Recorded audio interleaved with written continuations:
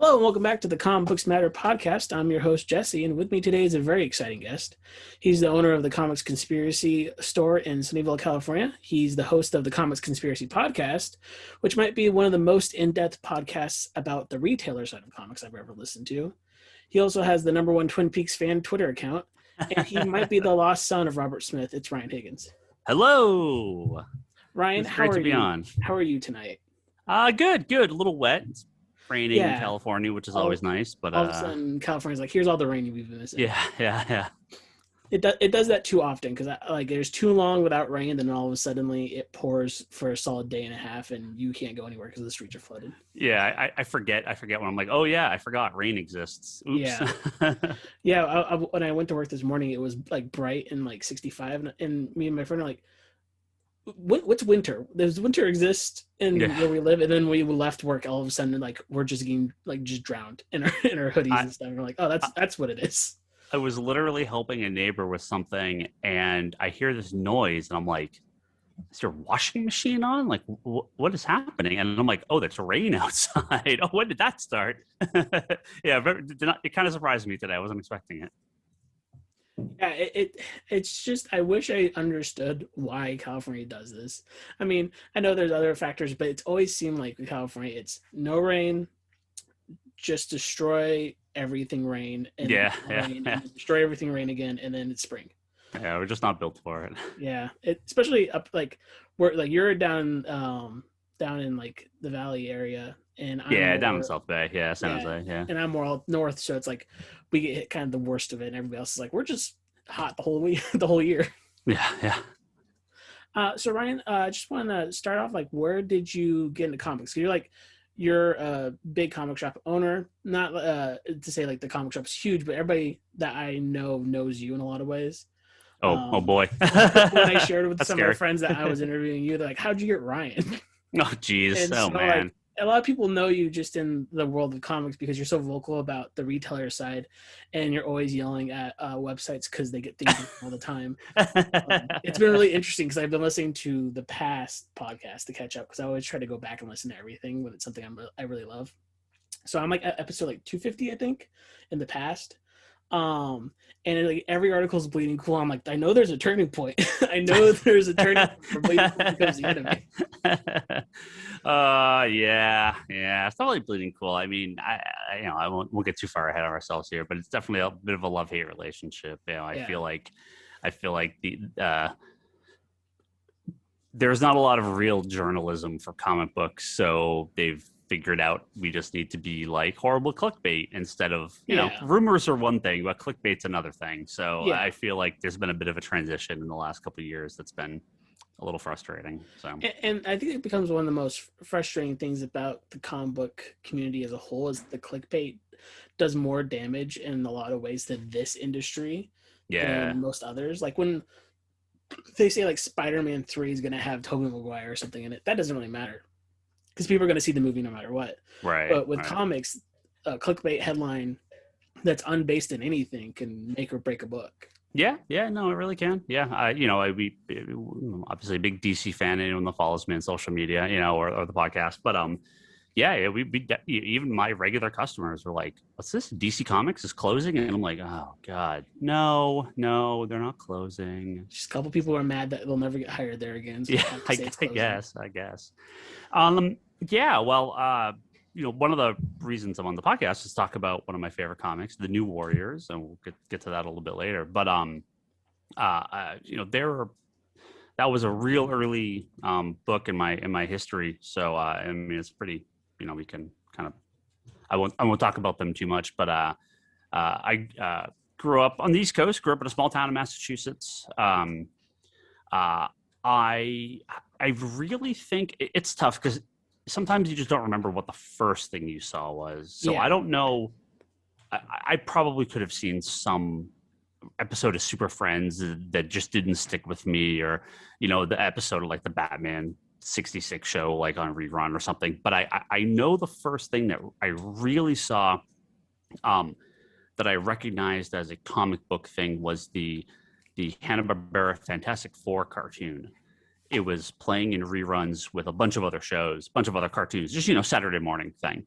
Yeah. And So this would have been mid late 80s. I don't remember. That was like 86, 87 maybe. I don't remember the exact year.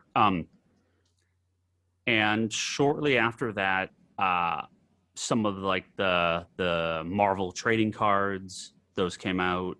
For anyone that remembers, the 90s non-sports cards, those cards were everywhere. I was a big sports fan when I was a kid, and just in Boston. Boston's a big sports town, so big Red Sox fan and Patriots fan and everything. And so it was, I played Little League and I played soccer and I played a bunch of sports when I was a kid.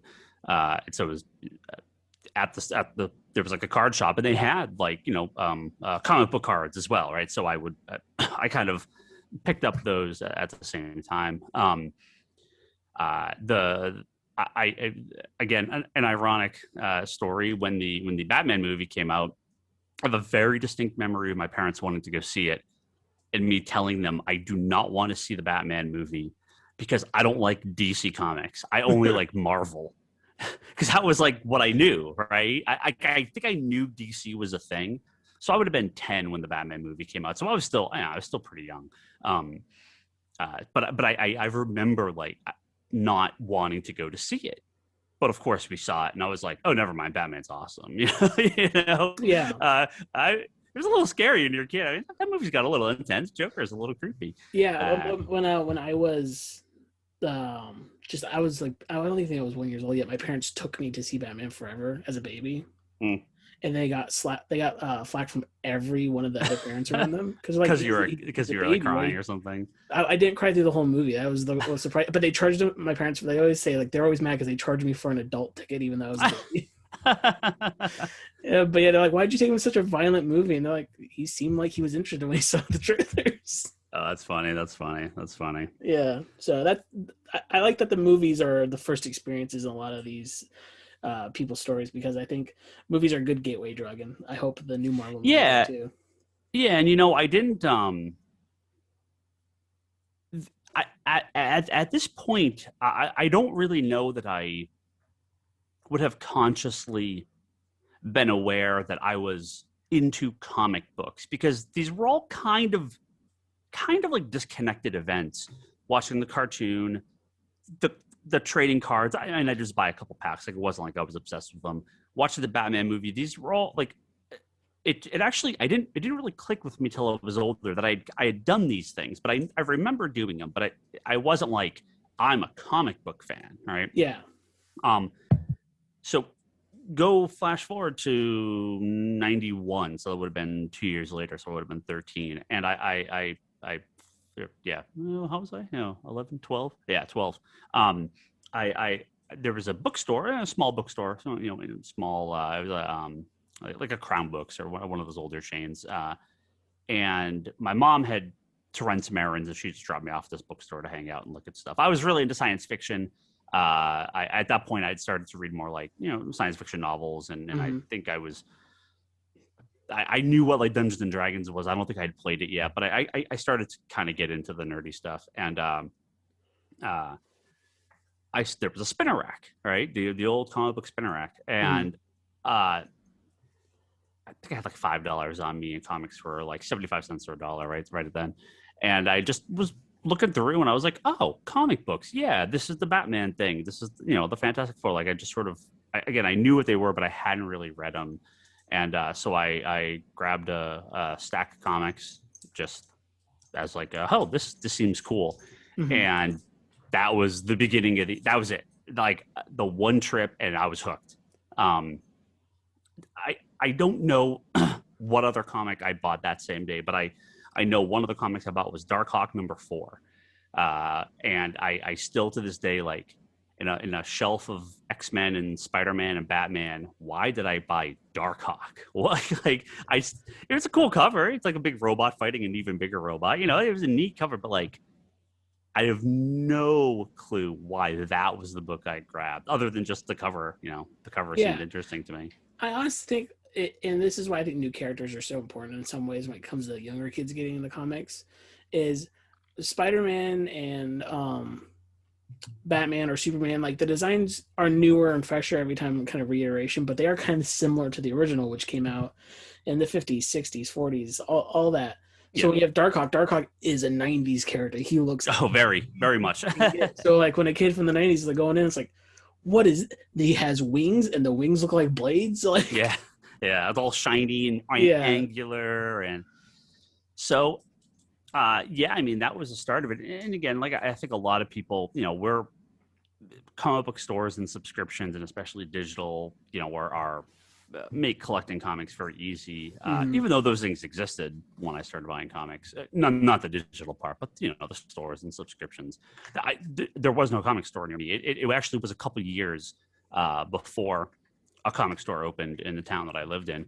There was one, there's a number in Boston, but there was one that was maybe 20, 30 minutes away that we went to. And there was like one small convention I went to. So, in those early days, I was mostly buying off the spinner rack. And actually I'm going back through my old collection right now, doing some inventorizing and rebagging and boarding my oldest comics, because I haven't gone through them in years. And it's funny because I have a bunch of sort of like beat up newsstand copies of like Darkhawk and New Warriors and a few of these books, and then all of a sudden they're near mint direct market copies. So if you look at any of those comics from the 80s and 90s, they would have like the barcode on them, or the Spider-Man head, right? The Spider-Man head on the front cover meant it went to a comic book store. The barcode means it went to a bookstore or a newsstand, right? So, the ones that were on the spinner rack were usually beat up. People flipped through them. They didn't care. But once you got to the comic store, they became, better condition. And clearly, by the time I was buying at a comic store, I understood that, like, oh, I want to keep these. I'm not going to destroy these. I want to keep these in good condition. I'm collecting these, right? So it's funny to see, like, this is just a month where it all shifts and everything's in better condition going forward. Yeah. That there's a similar vibe in my collection where I stopped buying used and I started buying new. So yeah, same thing. Yeah, so it was really just buying off the spinner rack. There was a I was mostly getting Marvel stuff. That's what was there. All the Spider-Man, X-Men, Darkhawk. Again, I can save the New Warrior story for a little bit later. There was not like a supermarket. It was like kind of like what Target would become, like a kind of an everything store, like a general store, right? Like the sort of general store.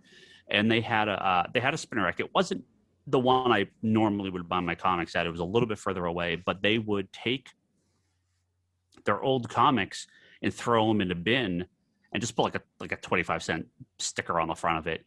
And like most books in the 80s and 90s, the stuff that would sell and was really popular was all Marvel. So all the DC stuff ended up getting discounted out because nobody bought it. So I ended up buying.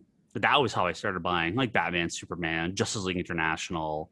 A bunch of oddball DC stuff would end up in the bin. Some random independent, like this is like pre-Image and Valiant, like I like Malibu, right? Even before that, no, this is like First Comics, and they had a bunch of other kind of 80s and very early 90s publishers that they would just, I don't know why they didn't return them. I mean, bookstores, the whole idea for the direct market, the comic book stores, is they're bought non-returnable.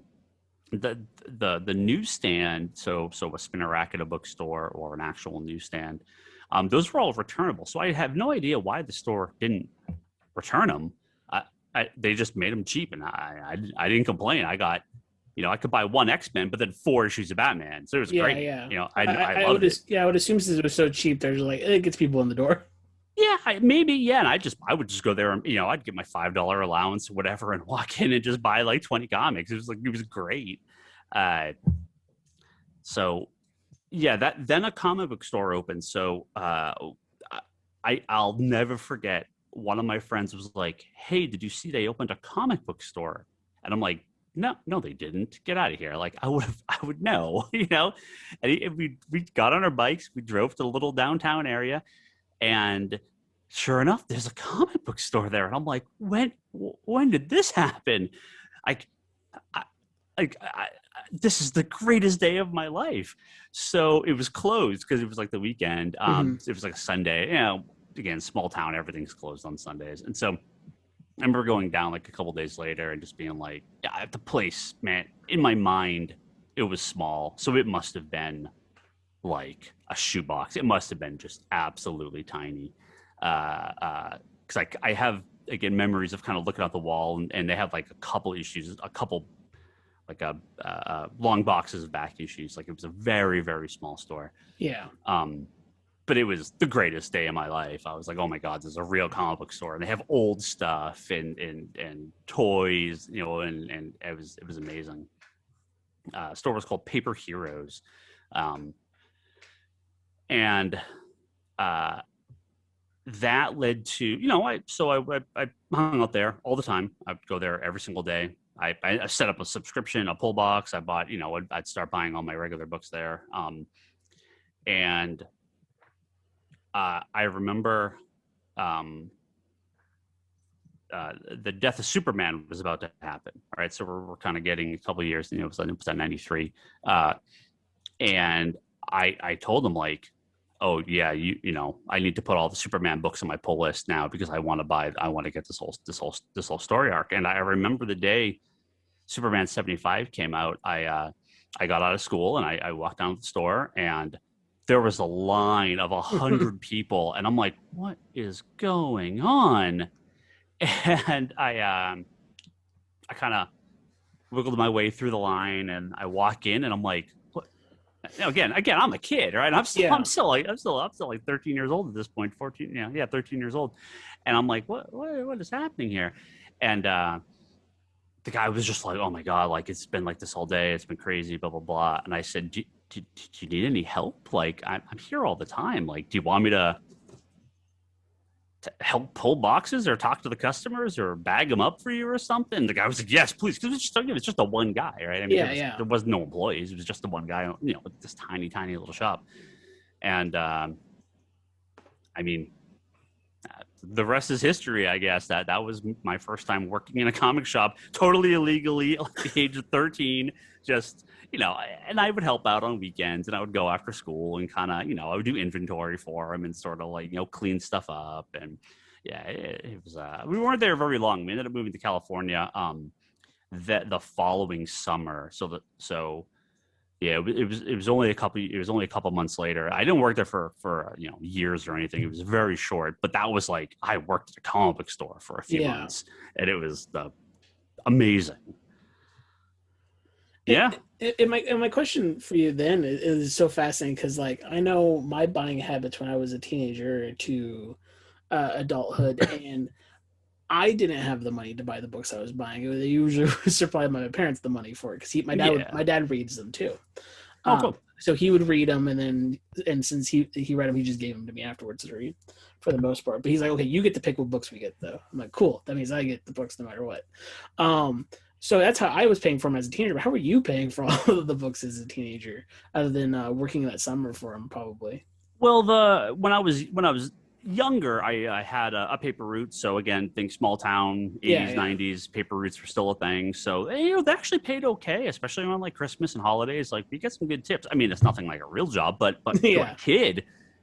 Someone hands you a $20 bill in 1989, and you're like, oh my God, I'm a millionaire. You know, like that was amazing. So yeah, I guess around a lot of books are still about $1, right? Yeah. I think I got in right at like that switch from like 75 cents to $1. Like, I feel like there may have been a couple books I bought that were still 75, but yeah, I think right at that dollar jump. And in Massachusetts, I believe it's still the case, comic books are considered newspapers, and they're not taxable in the state. So that was even better. That, please. Yeah. that saved me a couple bucks.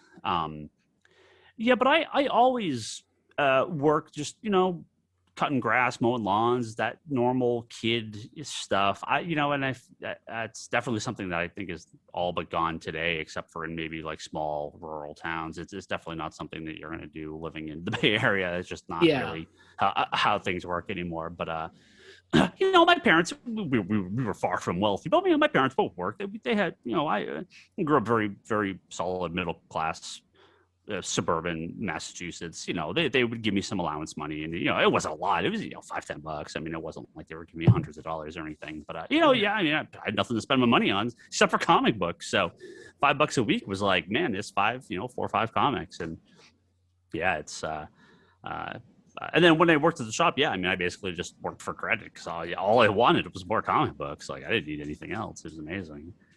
Yeah, and if I remember correctly, I mean, when you moved to California, wasn't the Comics Conspiracy shop already there when you moved, or was that later? Yeah, so I moved here in October of '93, and I remember the first day we got here. My parents had got divorced, and my mom and I have 2 sisters. They'd actually moved to Los Angeles about a year later, and me and my dad stayed in Massachusetts, and his work transferred him to Sunnyvale because all the tech jobs used to be in like Boston and the New England area. That's where a lot of the computer jobs were.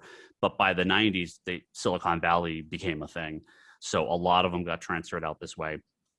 And the first day I was here, I was like, all right, cool. We're in an apartment, or we're in a hotel room. We're going to find an apartment at some point, but the first thing we have to find is a comic book store because I have to set up my pull box. I missed like 2 weeks worth of books. Like, this can't stand. I have to get my comic books. So there's actually 2 stores in Sunnyvale. There's one called R&K Comics and then Comics Conspiracy. And we moved here in October, and Comics Conspiracy was opened in July. So it had just opened. Mm-hmm. And I'm not sure why I chose Comics Conspiracy over the other one. I just, funny enough, the other one is actually closer to where we were. I think I just looked up and I saw, comic store, here we go. Let's go to this one. And we went, and I said, yep, just moved to town. Want to set up a pull box. Here's my dad. He'll pay for it if I don't. So I started just there as a customer at the age of 14, and just ended up hanging out there all the time. It's funny. It was actually across from a high school, but I went to where we ended up getting an apartment was on the line between 2 high schools, and I ended up going to the other high school. So instead of going to high school, they crossed the street. I went to the high school that was like 15 miles away or 10 miles away or whatever. And then I would just get out of school, ride my bike home, and then drop off my bag, and then ride my bike to the comic book store like every day and just hang out. And, I ended up knowing all the guys there, and became friends with the employees. And we bought this, we ended up buying boxes of this game no one had ever heard about called Magic the Gathering Alpha Edition, and played it, and never thought anything about it. And now those cards are worth hundreds of thousands of dollars. So like, it's unfortunately I wish I'd kept some of those over some of the comic books I kept. Just ended up befriending the guys. The owner, I never met the original owner of the store. It was like a partner, the 2 guys. Doug Myers, he was the co-owner, and the actual kind of like main owner of the store. His name was Mark, but I never met him. He actually he died like weeks after they opened the store. Oh, wow. He was young, and he had some blood disease. I don't know the entire story. I know people that knew him, but I never met him. So Doug ended up taking over the store as the full owner, and it kind of wasn't his intention to own the store as like a full-time thing. He did some tech jobs, and he did some like early web design, and he actually was a writer. He wrote some comic books as well. So he kind of had a bunch of other stuff going on. It was never really his intent to be the day-to-day owner and employee of the shop. So, but I would just go in and help out, and getting in free. I was like, I want to hang out at the comic book store. I love this stuff. And do you know the Invader Zim, Jonan Vasquez, the creator of that? Yeah. He's a San Jose local, and I remember just hanging out at the shop one day, and this goth guy comes walking in and says, "Hey, I made a comic book, and do you guys want to stock it?" And Doug thought it was like the funniest comic ever, and he ended up buying like 100 copies of Johnny the Homicidal Maniac #1, and I bought it and loved it. And and then then a couple years later, all of a sudden, this guy's working for Nickelodeon, making one of like the biggest cartoons of like the early 2000s. So yeah, it's just just cool little things like that happened. I went to a bunch of conventions with them, helped them set up. Occasionally, when they'd have a sale, I'd just sort of hang out and sort of watch things, make sure everything was okay. Just kind of just doing what I could as a teenager. And and then like day of my 18th birthday, I was a senior in high school, and he's like, "Hey, do you want a job? When you're out of school, you can work here. You can work here like at nights during the week, and then like once you're out of high school, whatever your schedule is, if you want to keep working here." And then I started working at Comics Conspiracy, and that would have been 97. So. And now you completely run it, and that's one of the most encouraging stories. Even though like I don't see myself able to get a comic book job for where I live or anything right now, just because price of living is so expensive in some places. Yeah. But it's kind of inspiring that you started way back then, just working under the counter, to owning one of the most popular shops now. Well, it was like it's part of just being a dumb kid, because I just didn't realize that I couldn't do this, so I just did it. I was like, yeah, sure, I can do this. I just persistent, and the people just dealt with me, I guess. I don't know how they really felt about me.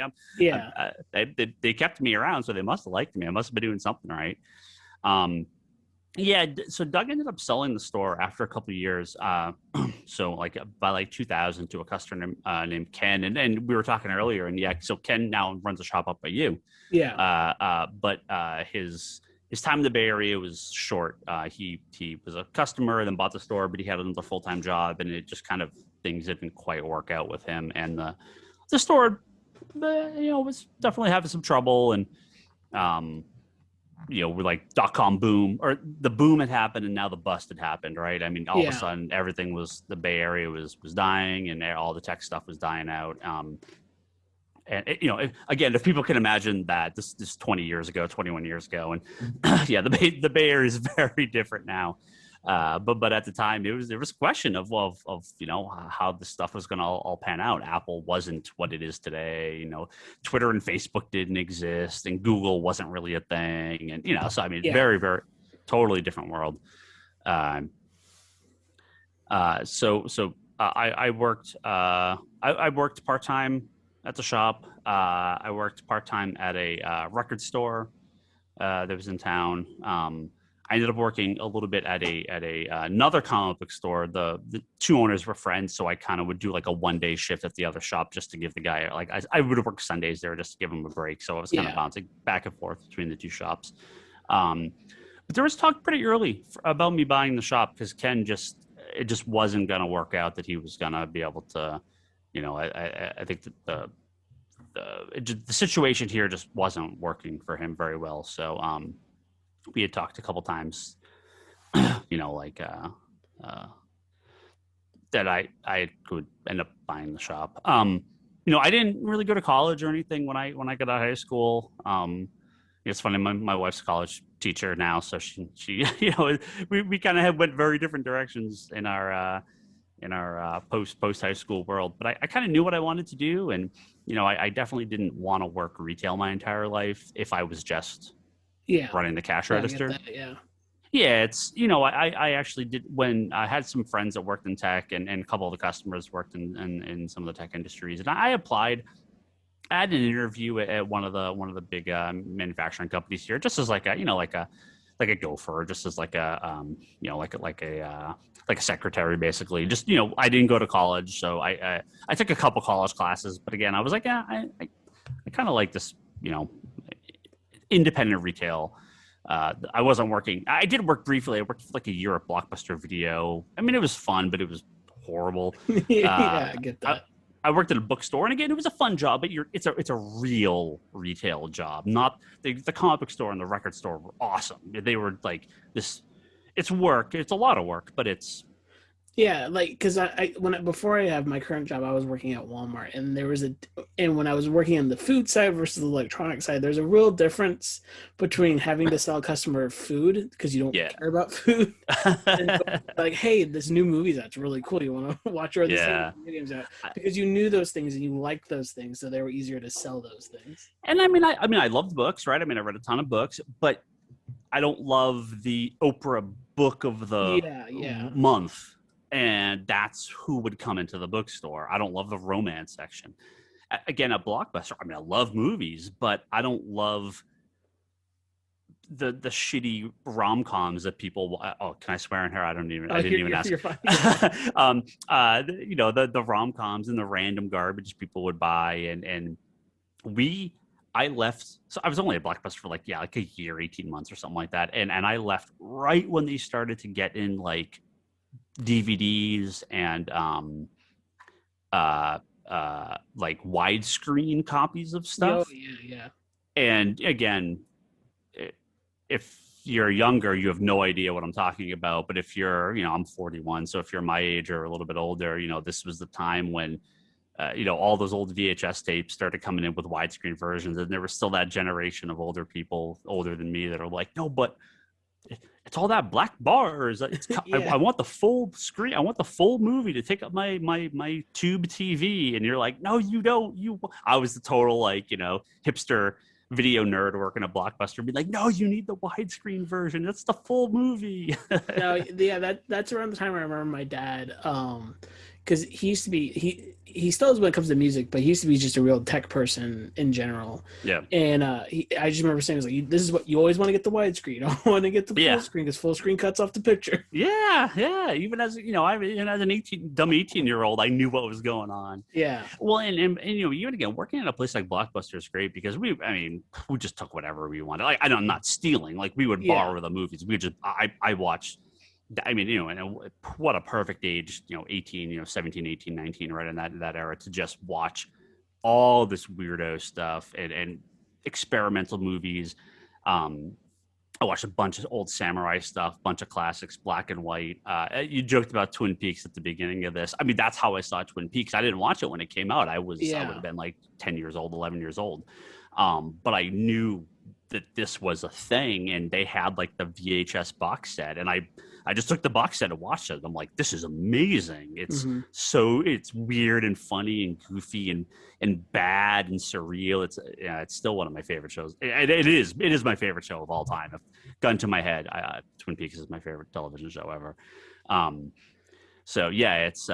was just a perfect time to, and I'm not like a big cinema nerd or anything now, but it was a great time to just experiment and just see all sorts of weird stuff that, Clockwork Orange and Stanley Kubrick and, even things like Jaws that I had seen maybe when I was a kid, but I didn't really get into. Bunch of weird experimental movies they had. It was perfect. Perfect age. You basically had Netflix before Netflix because you just worked at a store that had all the movies. Yeah, I mean, even when I was growing up in Massachusetts, there was an independent movie store, and I would just go and just same thing. I would just kind of hang out at the movie store, at the video store, and look at. They would have all these weird horror movies and a lot of stuff from like the 70s that just. Would never be made today. And it was cool to just kind of see these movies like, what is this? Like, can you imagine what this is? Renting something like, I rented like I got like Evil Dead 2. One of my favorite horror movies. Yeah, no, it's incredible. And, especially if you're like, again, 18, 19, like what a perfect age to watch that. Yeah. I definitely was getting into a lot of like new wave and gothic industrial music. So like, again, the music, the movies, they all sort of hit at the same time. And it was just like, I was the perfect age to get into all that stuff. But it actually, I get too far off topic here, but it actually dovetails greatly into what my comic book reading was like at that time, because after a couple of years I was a kid, but as I got into high school and a little bit older, I definitely kind of got bored with the superhero stuff, and it really was like a Vertigo, Sandman, Hellblazer, Invisibles, like that really kept me reading comics through high school, because they were more mature. It was very different, very dark. I'd never seen anything like this. I had read like Hellboy and heavy metal, and I had seen like some of this stuff when I was younger. Yeah. But really getting into the Vertigo stuff kept me in, and then all guys like Grant Morrison started doing Justice League, and so by the time I was like 16, 17, like all this stuff everything sort of fed back in. So then at that point it was more than hooked. This was my life. So I just knew it at that age. Hearing you talk about working at the other retail jobs and like how they never clicked makes more sense now why Comics Conspiracy doesn't have cards, honestly, because that was one of those things where like you always talk about how you guys don't really deal with playing cards all that much, and I'm so used to comic shops having a playing card section that's just as big as the comic section, or just a tabletop section that's just as big as the comic section. But for you, it's like, no, comics are what I'm passionate about. That's really the only thing I'm passionate about. So it's that's what and I've always played games, less these days. I used to play D&D all the time. Like I said, I played Magic from the beginning. I've played Pokemon. I'm a huge video game fan. I'm a huge Nintendo fan. I have ever since I was a kid. So I love all this stuff, right? I love manga, I love anime. I wish I had more time for some of this stuff. I just don't. Real life gets in the way a little bit too much for me to be as big of a fan of everything. But I do love the stuff. I've dabbled in all of it. But to me, the store we have carried all this stuff in the past. Even until fairly recently, we would still carry like the one box of Magic cards. But it was like I wasn't. It's not something that I was keeping up with. I wasn't focusing on it. It wasn't something that was. If it went away, it wouldn't change the store at all. Yeah.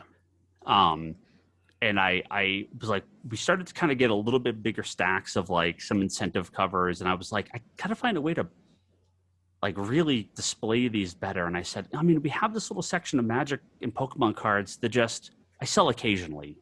Like no one's coming to us for them because they go to the gaming stores. I was like, why don't I just make these short boxes of incentive covers, and then people can look through them here, and then I just like, that was it, and then boop, they're just gone. And I'm like, yep, this is better. This is the way it should have been the whole time. People will look through this stuff. No one's coming to us for the gaming cards. And Pokemon has got crazy popular in the last couple months. Bonkers. It's insane. I'm like, I missed out. I could have been getting this stuff. Reading the articles now, people scalping the McDonald's card. What's going on? I had a friend text me. He goes, yeah, my friend just paid $100 for the shiny Pikachu from McDonald's, and I'm like, I don't get it, but okay. I like Pokemon. I played a lot of the games. I still play it to this day. The new ones when they come out. I've seen a bunch of the movies. I have watched a handful of the episodes of the show. It was a little bit older, but I've seen a couple of the movies. I saw Detective Pikachu in the theater. It was hilarious. So, I love Pokemon, but it's like, why do these cards mean so much? Yeah. It goes kind of back to like two speculators, because I know we both have a nice hatred of speculators, but they do sometimes make you more money than they would me. But it's like, why this book? Why is this book hot right now? Just because someone mentioned a name? Yeah, I get it to a degree, but I'm always frustrated and feel like people, when you care more about the money than the content, even if you're a comic book like cover collector, like I have a lot of I've even one of my Toby's a huge cover. He buys most of his books based off the cover. Yeah. He really only reads old stuff, right? He reads some new comics, but he's mostly interested in like kind of the 80s and 90s. That was his era. But he buys covers of the art, and I have no problem with that, right? Yeah. But if you're only buying because of this like perceived value, like, that's not like. Well, it like goes back to like the first Punchline book where she's just mentioned, or she's like just in the background. She doesn't say one word, and that book was like outselling every book just because she was a salute in the background. It's like, what? No, this doesn't matter. This is never going to matter. Yeah, again, people could do whatever they want with their money. I don't really care, but there is Yeah, it just feels a little gross. It's like someone else really wanted to read that book and now they can't, kind of thing. Well, like we have this Immortal Hulk. We don't need to get into the controversy. I don't know if you. Yeah, no, I know what you're talking about. Yeah. But we immediately sold out because of speculators and my regular guys that walk in that want to buy the next issue of Immortal Hulk and just read it. They can't now, right? And Marvel's reprinting it and yada yada yada. So I mean, people that want to read it will get it, but like. That it's a frustrating aspect of the industry because I feel like FOMO, right? I mean, I think that's a big reason these guys get so into the speculation, but it's not money till you cash out, and when a lot of these guys cash out, they're not going to be getting much money for their books. Some they will, but it's a lot of work for not a lot of return. Yeah, so I wanted to dive now into New Warriors a bit because and I know it's one of the most. I know it's Sandman, New Warriors, and, very conflicting titles, but those really are like defining moments of my like younger comic collecting. Reading Sandman for the first time was like, I've never seen anything like this. Yeah, this is. Sure. Yeah. But New Warriors was like one of my first like adult independent books too, and it was like, this isn't Spider-Man. This is not what I'm expecting out of a comic. We have a money back guarantee on the first 2 volumes. Anyone that walks in the store, if you buy them and you don't like them, give your money right back because I think they're the best comic. I really do think Sandman's the best comic that's ever been made. It's such an important book that really did change the industry and people. I think, again, if you look at the most important comics of all time, I mean, I think it's like I think it's like Action Comics #1. I'm gonna say Amazing Fantasy 15 because I think although Fantastic Four are very important because they started it, Spider-Man is a very different thing that we hadn't really seen in comic books before. And then I think Sandman #1, I think it completely changed the industry and what comic books could be. And I really don't think anything's matched it since. It's amazing. It's so bonkers because I think about manga a lot, and there's like the big 3 manga, but there's also like the big 3 comics, which was Sandman, Swamp Thing, and Doom Patrol. Yeah, I mean those again, complete. You got to think DC at that time was a bunch of kind of dumb Superman books, and Batman didn't really know what it wanted. The Justice League was kind of just like it was fine, but it's just kind of going through the motions. Start something new. Yeah, and those books completely changed everything. Yeah, it shifted the whole tone of what comics were for the early 2000s. Yeah.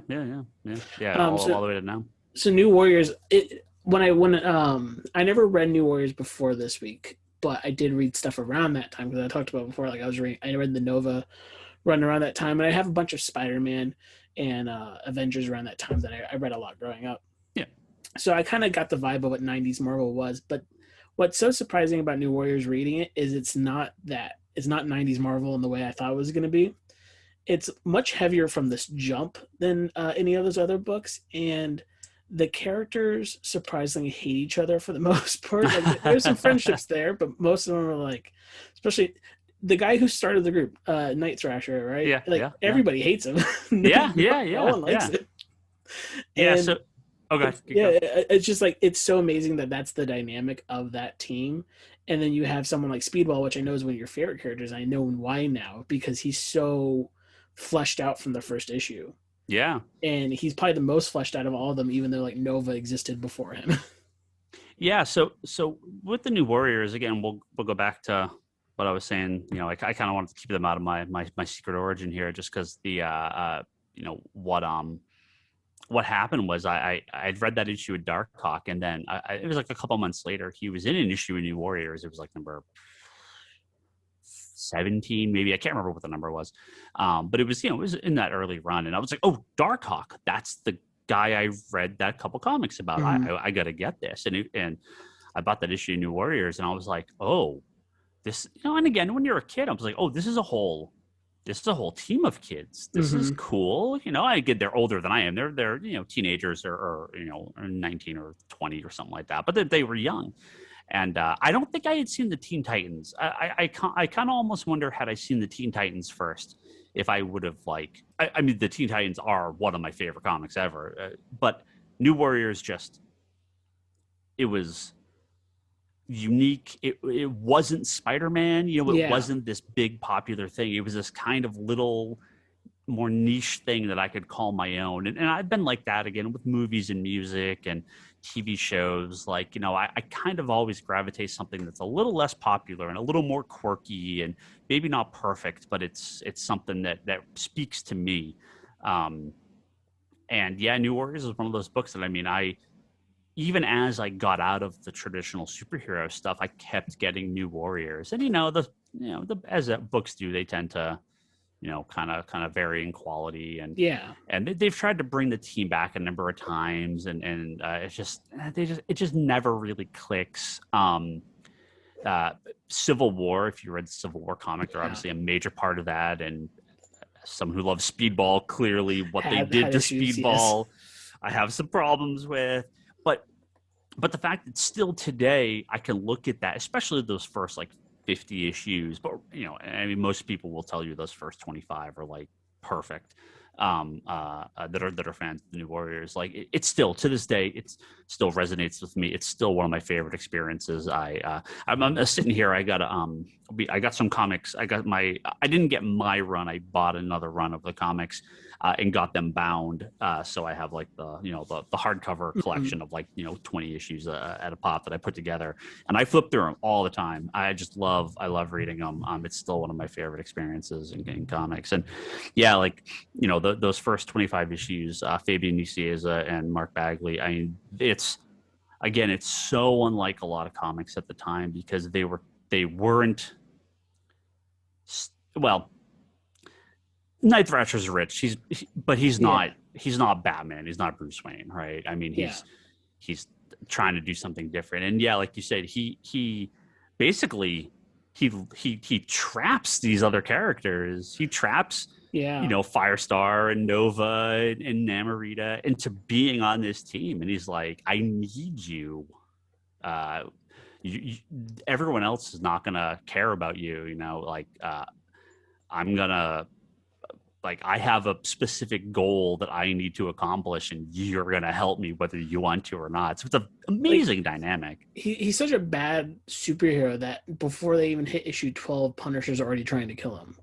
Like that's how bad he is at being a hero in some ways. And so many times Nova punches a wall and leaves. And that creative team too, it's so crazy because now I feel like maybe back then it wasn't as popular, but now if you get those two together, it'd be making every comic book nerd's head spin again, because they're so well known now. Yeah, at that time too, Fabian Nicieza was just a couple. He was right around the time where he was writing like 4 or 5 books a month for Marvel. Yeah. He started cranking out a ton of stuff. Mark Bagley would go on to Amazing Spider-Man, and then obviously Ultimate Spider-Man shortly after. And so I mean, he's become just a juggernaut of the industry. And so this was very early work for both of them. Less for Fabian, but for Mark Bagley, I believe. I mean, I'm pretty sure this was his first ongoing work. And I love the characters, just good character design, and the stories are not. They get into alternate timelines and big world building and everything, but especially in those early issues, they're really down to earth. It's very small. They're going after drug dealers. They're not trying to be the Avengers, right? They're trying to do something different, and it's and I think it holds up today. It's they're written like real people. They don't. It's not, again, like, he's not Bruce Wayne, and even like Spider-Man had already. He's got a supermodel girlfriend at this point, and these characters. The X-Men are similar, but they're off in space and they're doing all this crazy nonsense. When the New Warrior starts, it is way more down to earth, and I think it's a very easy book to get into. You don't need to know these characters. They really had only appeared in a handful of books. Nova's been around since the 70s, but past his original run, he only appeared a couple times. Namorita would pop up in the Namor comic from time to time, but it wasn't a big deal. Speedball had a people. I mean, he's created by Steve Ditko. Steve Ditko wrote and drew his first miniseries. It's one of the last things he did for Marvel, and it's horrible. Read it from a historical point of view, but it's just not good. Yeah. It's really awkward, and the art's odd. Steve Ditko was always kind of a odd guy, but it's not like his Silver Age stuff. This got to the point where it was like it's a little hard to read because the audience is so disconnected from what's going on in the book. And Firestar had only appeared, I mean, from the cartoon, but she'd only appeared in a couple comics at that point. So it was really they were mostly blank slates that they could do a lot with. And honestly, thinking about the time frame it came out in, because it came out in like early 90s, right? Like it was early. 1990 was it was like, I want to say it was like summer 1990 was the first issue. That sounds about right. Yeah, and I got the thing right here. I guess I could look. It's a cover date. It's cover date July 1990. That's right. And July 1990. I guess it wasn't really influenced by this, but it does remind me of this because it came out a few years later. Is the real world? It's kind of like this is like normal college age, teenage age superheroes, kind of living their life and dealing with each other, and not being accepted by the rest. Because in that first issue, I want to say is it Marvel Boy that tries to join the Avengers and like kicked out right away. Yeah, so Marvel Boy had been there's like the super complicated origin where he's the 616 version of Vince Astro from the Guardians of the Galaxy, except so he's just like this regular kid, and he was mostly in the Thing comic book from like the mid 80s. He kind of palled around. He was sort of the Jimmy Olsen to the Thing. He was just kind of like the dude hanging around with them and stuff. He was never like a major character. And he tries to join the Avengers, and Captain America's like, sorry, kid. No. We appreciate it, but no thank you. So my question for you is, like, I know that this is one of the first teen books you picked up, and you realized there was people your age, so it was something you can relate to. But is there any reason why you think it's stuck with you for so long too? Other than like it being one of the first, is there like things that last forever that you keep coming back to, saying, oh yeah, I still love and relate to a lot of these characters? Yeah, and I actually there's a couple New Warriors like fan sites that are still out there, and like a Facebook group, and then there's we're not a huge fandom, but we're still around, and there is just every character is someone's favorite. New Warriors definitely, especially this original stuff. It just, I think the people that were there reading it at the time, it just sticks with you because I think it is very different. It's like I said before, it's not like you're a Spider-Man fan or an X-Men fan, and that's a pretty common thing, and there's a lot of conversations to be have. It is a more unique book, and the people that read it, Fabian Nicias has done numerous interviews about this, and he said it for a short time was one of Marvel's best-selling titles. They said it was a rare case where the issue sales actually went up issue to issue for a little while. Because it just something sparked with people about these characters, again, because they're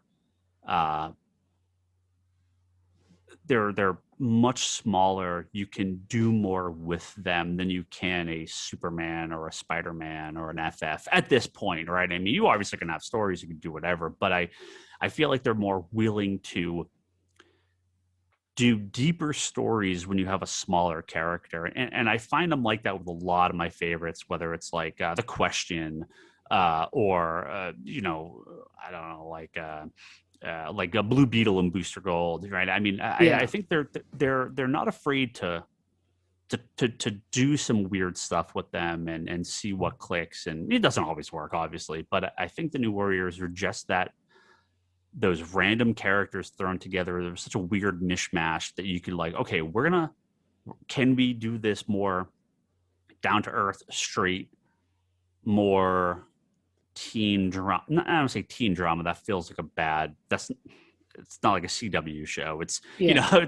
it's not like that sort of drama, but more human drama, because like reading yeah. Avengers at that time, you're getting very superhero melodrama, but this feels very much like these are people that have lives that they have to deal with. Right. And being teenagers or young adults, they're dealing with parents and parental issues. And my childhood was fine. I always feel bad at people who are like, oh, my parents were so mean or rough, whatever the situation is. I'm like, I mean, my parents got divorced, but it was okay. Everyone was fine. Everyone was okay. My parents were always very nice, and I didn't have a troubled childhood or anything like that. So it wasn't like I could relate to that element of it. But again, when you're a teenager, you're a kid. I mean, you're kind of always a little bit weird about your parents, right? So having some element of parental conflict is, as a kid reading it sort of means a little bit more. And again, and characters like Nova and Speedball, I mean, just very fun characters. They're very funny. Speedballs, it has a bit of that Spider-Man sense of humor to them, but it just, again, it was something that was a little bit more unique, and I think that's why it resonates still to the people that that are the big fans. Yeah, and I think more so than like Teen Titans, whenever I see Nightwing and Donna Troy and Speedy and all them like get back together as the Titans, it feels weird because I know that they were the Teen Titans and they're all adults, and it feels like they're adults trying to be kids. Yeah. But with the new Warriors, I feel like they could just make a book and call it the Warriors and have the same crew as adults now, like older adults. Because like Nova's been through so much, and so has Oh yeah. Of and all I feel of them, like it could still work because the book itself never felt like they were kids dealing with kids stuff. They just felt like they were adults dealing with life, and you can still do that. Yeah, and I mean, it's obvious that New Warriors was highly influenced by New Teen Titans, right? Yeah. I mean, there's a lot of elements, but it was even. Robin was such a known quantity, even at this point. For the New Warriors, they're all nobodies. They're all D-list characters. So, again, I think they were willing to do even more risk with that. Plus, you have, again, at the time, if I was born 10 years earlier, New Teen Titans probably would have been my favorite book, right? Yeah. It just, the age I was, the New Warriors was a thing. By that point, the Teen Titans were, by the time I got to them, they had already moved into traditional kind of more superhero stuff, where if you read those early New Teen Titans issues, they are, I think, a little bit more in line with what kind of the New Warriors were like. Clearly, they still had a lot of big superheroic stuff. I mean, even with New Warriors, pretty quickly, you get to like, the big fight with, they bring back Sphinx, who is one of Nova's big bad guys, and they're traveling alternate dimensions, and they have like a big annual X-Men team up with all the annuals at the time. So don't get me wrong, the New Warriors pretty quickly get into traditional superheroics, but it never loses its those things that made it what those early issues were, especially the first like 8 or 10 issues where they were way more down to earth, and just those plots continue later, and the character traits continue as it goes on. It doesn't become just like this big normal superhero comic. They still bring that stuff.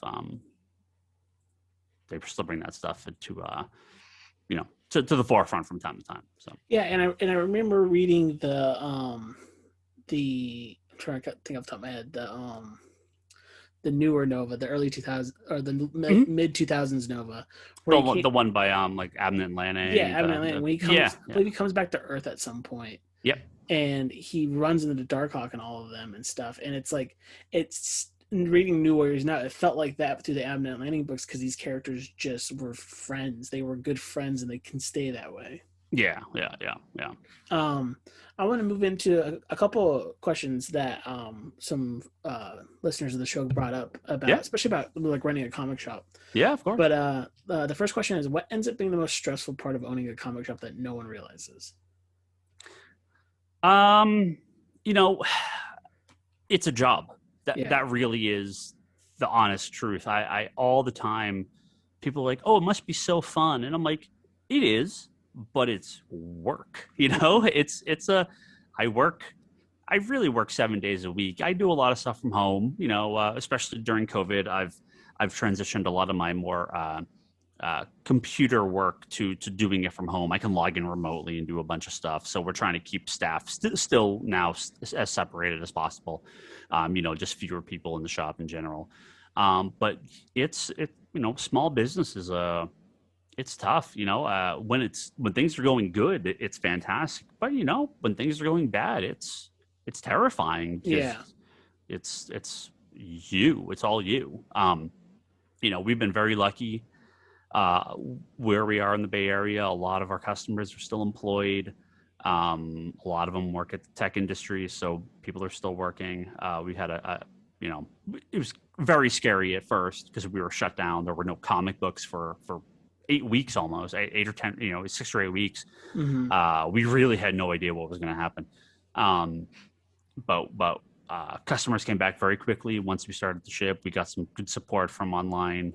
We did a lot of sales through of our existing stock. We're able to get some loans from the government for COVID emergency relief. So things very quickly turned around, which are fantastic. But that could have been it. Yeah, that could have been the end. We could have been out of business in April. It's terrifying. It's turning your hobby into a job really changes it. It's if you find like a cool comic, the thought isn't this is for my collection. The thought is this could be for my collection, or I sell it because that's my job. I need more money because I need to continue to pay rent and my employees and pay my mortgage. And so it changes your perception on what's important in collecting.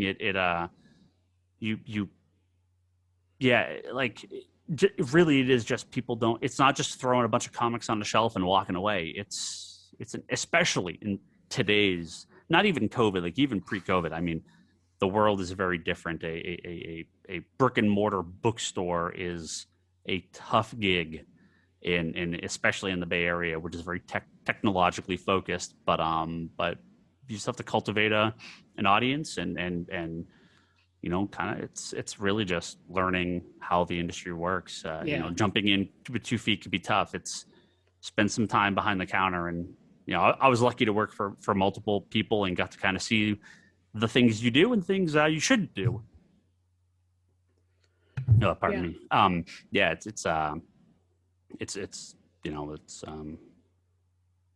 One or two big mistakes can very quickly shut you down. So just be smart. It's a lot of work, but it's very rewarding when things are good, and it is very fun. Yeah, and adjacent to that, and I kind of gotten a vibe from sometimes listening to your guys' show that it's harder to keep up on modern books. But I was wondering, at any point running the shop, did it burn you out on reading comics? No. If I stopped reading comics, I would sell the store. I told myself this at the beginning. If I ever hated the thing I'm doing, I would no longer do it. Mm-hmm. I could get a regular job. I could get a random job that just pays the bills if that's really what I wanted to do. I know, unfortunately, too many people that are in this industry as store owners that are like, oh, I hate comic books. I hate new stuff. I don't ever look at it. I don't care. I hear about those notorious retailer forums every time. I don't get it. If you don't like the thing you're doing, why are you doing it? And that comes off, right? I mean, if you don't know look, I can't read everything. I read as much as I physically can, but it is like, I just don't, there's not enough time in the day for anyone to read every comic, right? You would have to just marathon every book every day nonstop, and you still wouldn't be current. I mean, there's so many comics.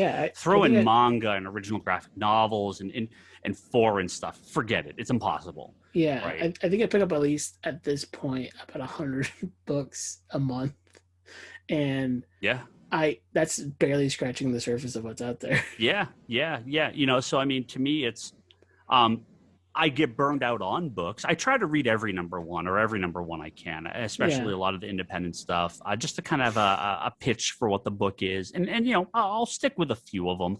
I'm a big DC fan. I do read a lot of DC's books, and I do try to read most of the regular Marvel stuff. Although I've moved a lot of it over to basically just reading the collections of the Marvel stuff because they come out so quickly, and I can burn through that trade really fast. Yeah. I don't like to just pull the issues for myself and then bring them back to the store because you know I want to sell that stuff. But you know, I'll try to generally keep up with like new number ones and some of the bigger stories of the moment.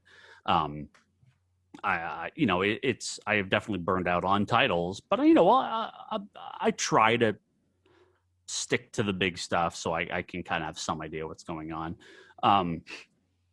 You know, and yeah, with the regular ongoing DC books, you know, I'll fall a couple weeks back and then sort of catch up. I think I'm like I've read like I think all the first month of Future State now, so I just haven't read any of the number twos yet, or the February stuff. So yeah, I'm pretty close, but I have boxes and boxes of old stuff I haven't read. I have multiple bookshelves full of graphic novels I still haven't got to. So you know, one day I'll get to them.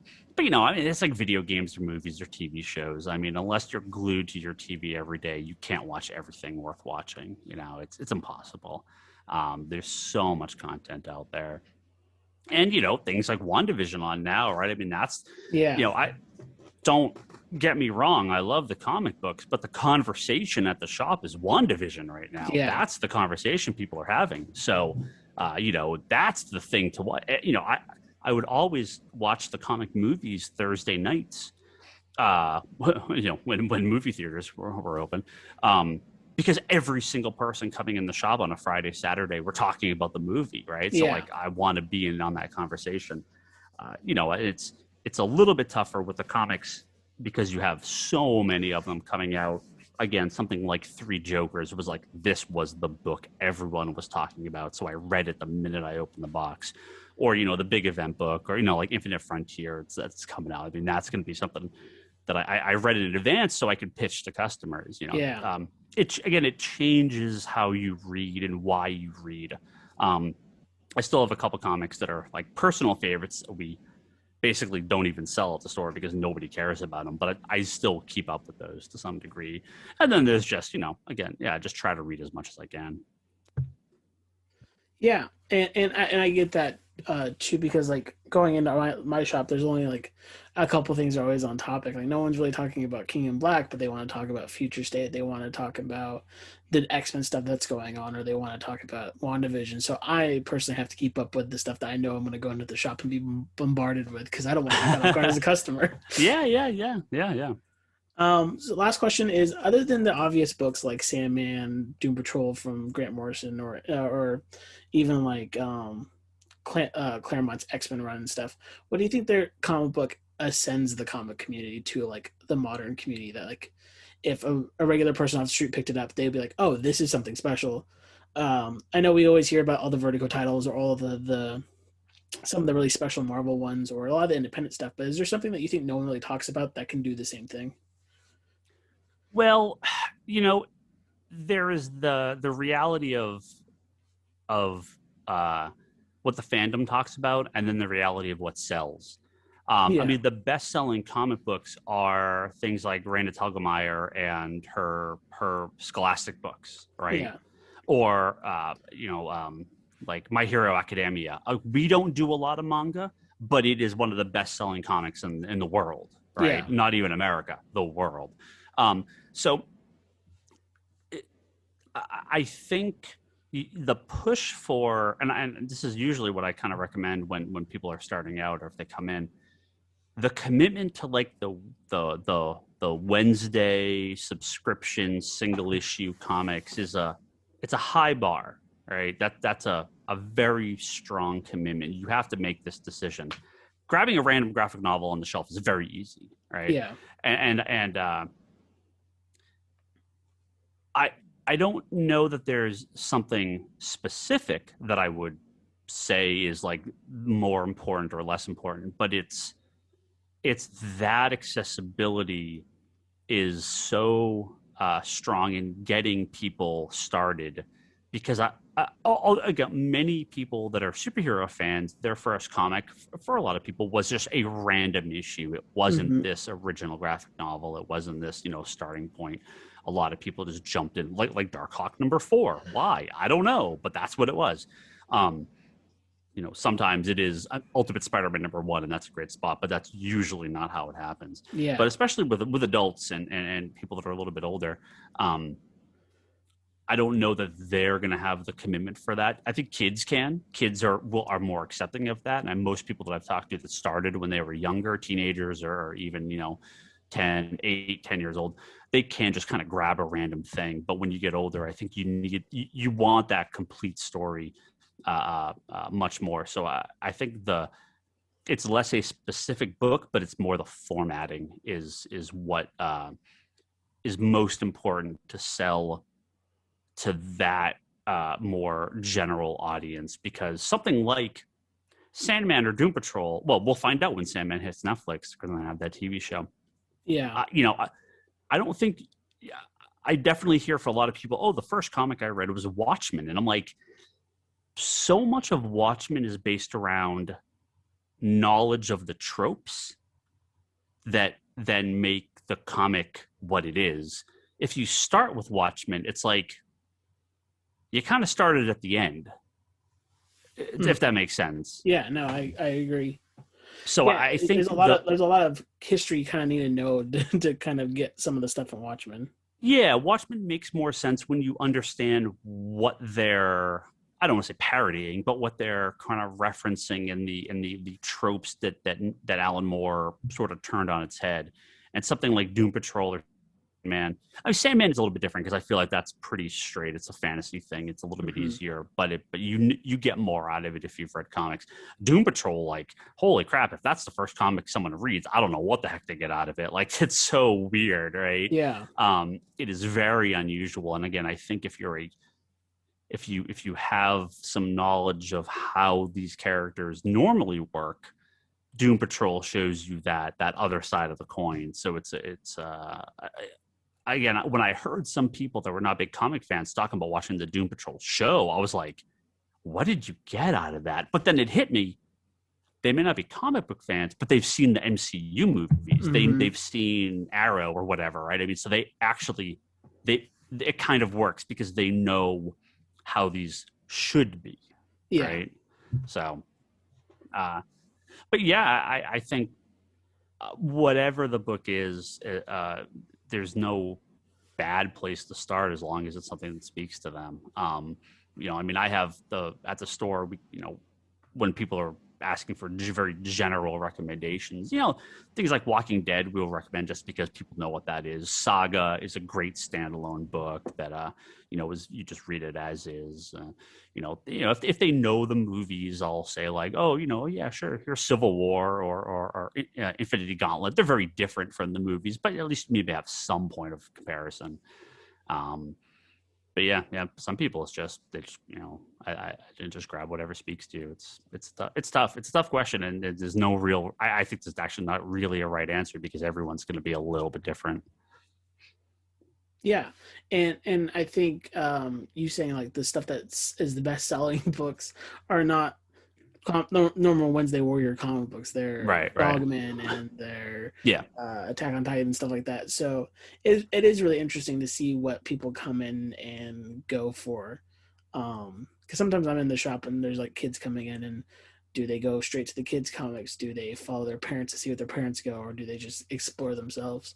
Yeah. And like I think my first book that I bought off of the shelf at the comic shop is funny you say Ultimate Spider-Man because mine was Ultimate Spider-Man 28.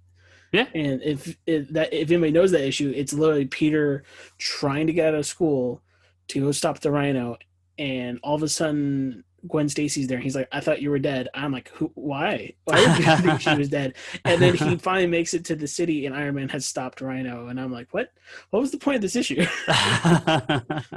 But that was the first book I ever bought from the shop, brand new, and that's what started my brand new collection. Yeah. So. Yeah. So Ryan, thank you again for being on the show. Thank you for taking time out of your weekday to just sit down and talk about your history and your favorite book. Yeah, of course. Anytime. Thanks.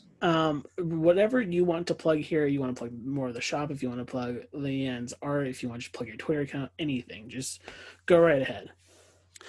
Yeah, so I own a comic book store, Comics Conspiracy in Sunnyvale, California. Comicsconspiracy.biz, B-I-Z. That's our website. If you want to check out some stuff, we do lots of mail order. Yeah, my wife Leanne, she's an art teacher and she does a lot of fan art and commissions and other art stuff. LeanneHill.com. You can see all her art on there. She has an Etsy shop as well. You can buy stuff from. And yeah, we do the Comic Conspiracy podcast every week where we talk, a lot of retailer stuff. It's all WandaVision at this point. Like that's all I talk about is WandaVision these days, and my terrible opinions and my terrible fan theories that are always wrong. But yeah, we record that normally every Tuesday night, and I mean, yeah, at this point we've been doing it. God, I think almost 10 years now. Yeah, I think you guys are close to 10 years at this point. Oh, yeah, it's pretty close. 2011. Which is like, it's crazy. It's been that long, but yeah, no, yeah, it was great. It was great. I was about to say it was great having you on. I'm so used to being on the other side of this conversation. It was great being on. Thank you very much. Yeah, of course. And honestly, Ryan, I did think the Beekeeper was an AIM costume too. Right. I feel like they've wasted AIM's potential on that. So, I'm telling you, that's what I thought. That's what everyone thought. You can find this show on Twitter at Comics Matter Pod, Facebook at facebook.com/comicsmatter. You can email me at comicsmatter@gmail.com. And if you have any questions for future guests, want to be a guest, or have a story you want to read on the show, you can reach me at all of those. Please leave a review if you like the show and tell a friend about it. And lastly, the logo was done by my friend Steven. The theme is Join the Restaurant by David Szesztay. And remember, as always, Captain America punched Nazis.